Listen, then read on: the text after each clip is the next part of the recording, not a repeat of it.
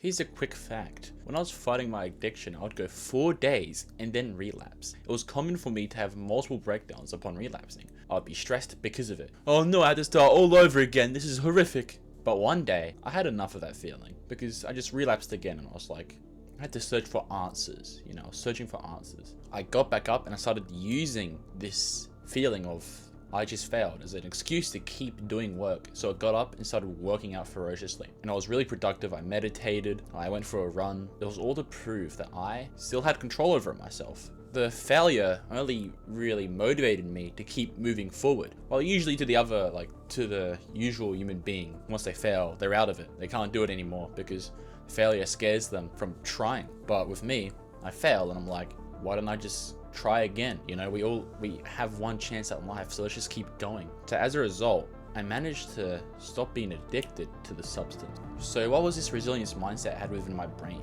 So first of all, like I said, be okay with failure. Okay, everyone these days seems to fear failure. You go up to them and they're like, would you want to run a business? And they're like, I would, but I don't want to fail. Failure is a good thing. Okay, when you start a business, you want to initially get not much customers. So you can learn from that and be like, why aren't they, appearing? Why aren't they coming to my domain and buying my stuff? It's like failure is a good thing. Okay, so here's a story about my friend. He's getting into drop shipping and he's already made a bunch of advertisements on TikTok, right? He's learning from all these great guys who have succeeded with drop shipping, getting 100K a month.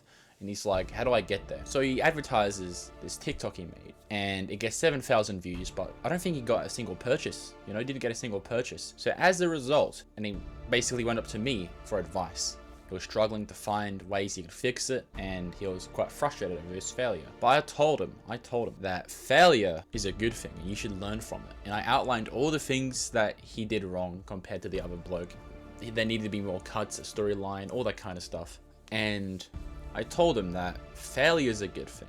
Every time you fail, you should get back up and keep moving forward and learn from that failure, because every failure is a blueprint to success. It's telling you that this is the detail you got wrong. So let's just change it and see if that works.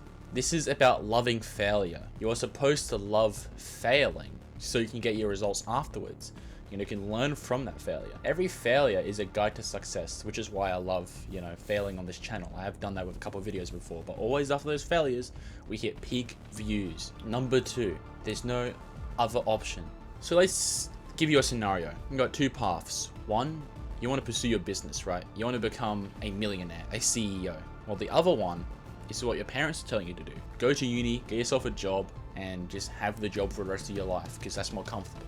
It becomes a struggle when you really think about it, because it's like, well, it's probably impossible to do the business because of my parents. No, this is a trick I like to use to keep myself going towards the same path, Because whenever you feel like quitting, always think that there is actually no other path, and this is the only path you must take. Because when you look at the university path, you're going to be miserable. You're not going to be happy at all. While with your business path, you must pursue it and you must try your absolute hardest so you can get the life you want. So you can get money, move out, make more money, start a beautiful family. So I looked at both paths and I was like, this path is what my parents want me to do. They want me to go to uni, get a job, and feel miserable. I don't want to feel like that. I don't want to do that, because we only have one chance at life. And if I choose my life to be like that, that is horrible. So I decided, let's just do YouTube and let's use this as an opportunity to move out, make money. And I'm still going down this path. I haven't made it yet, but we're getting results and I'm very confident about the future. So always have this negative visualization of what if I go the other way. Imagine yourself as unhappy and miserable because you're like, oh, well, I guess I have to flip burgers now. So that's actually a resilience mindset I use to keep on the path I want to stay on. Part 3, I'll succeed anyway. Look, love him or hate him, Andrew Tate has this mindset that he has used ever since he was young, and when he was in prison, he shared this mindset where this situation sucks, it's horrible, but I'll succeed anyway. I'll get out anyway. With that mindset, you're basically accepting the fact that you can't control that you're in jail. You're fine with it. You must focus on the fact that you'll get out anyway. There's a light at the end of the tunnel. And it's very, very resilient mindset. This is a mindset I actually used a lot when I was young, because I would always get into tough times, right?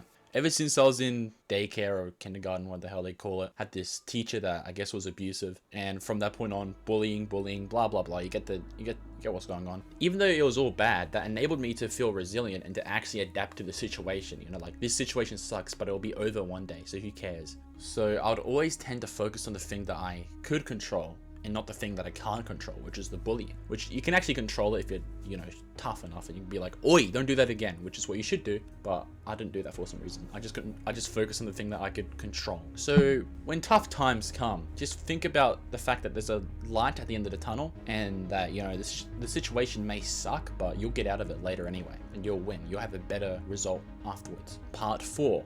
Memento Mori. So I already discussed what this was in a community post, but Marcus Aurelius is a Roman emperor, and he's also a massive philosopher. He had this journal he would write in, which you can actually read and purchase, and he was doing a parade once, like all Roman emperors do, because, they must keep their image up high. And when he was doing this parade, he had a slave behind him, and that slave was hired to whisper behind his back, "Remember that you will die," which is Memento Mori in Latin. Of course, other emperors had this in the past, but Marcus Aurelius is kind of interesting in particular because he used it as a reminder that 1, he's mortal, so he should just keep humble, and 2, we're all going to die anyway, so you have to keep progressing, okay? You don't have much time left. When I think of this, okay, this mindset of we have one shot at life, so you have to play our cards right, that makes me stick to the path I want to stick to. Because what if I decide, I'm going to become a subway worker? I will end up acquiring a life I didn't want.